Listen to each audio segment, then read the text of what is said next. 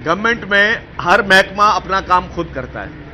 मैं अगर transport department में अपने काफ़ी काम मैं खुद करता हूं, इसी तरीके से हर डिपार्टमेंट अपना काम खुद करता है। इसी तरीके से माइन एंड मिनरल डिपार्टमेंट की में भी ब्यूरोक्रेसी है, उन्होंने अपने काम किए। उन्होंने ना ही उनकी कुछ चीज़ों को मद्देनजर रखा जो कि उनको करना चाहिए था। इसी वजह से वजीर आला साहब ने नोटिस लिया है और मिनिस्टर साहब पर्सनली उन्होंने भी इस चीज़ को अपने सेक्रेटरीज को सबको कहा कि जी बगैर आपके मशावरत के काम आपने नहीं करना चाहिए था, और गवर्नमेंट ने फैसला किया है कि उस टेंडर को कैंसिल किया जाए।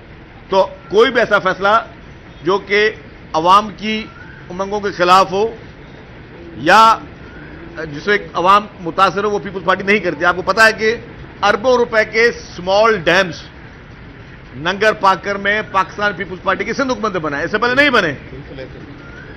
नहीं बने। पाकिस्तान पीपुल्स पार्टी की सिंध हुकूमत ने अरबों रुपए के स्मॉल डैम्स बनाए। उसी पहाड़ से जो पानी गिरता है वो पानी काश्तकारी के लिए इस्तेमाल होता है।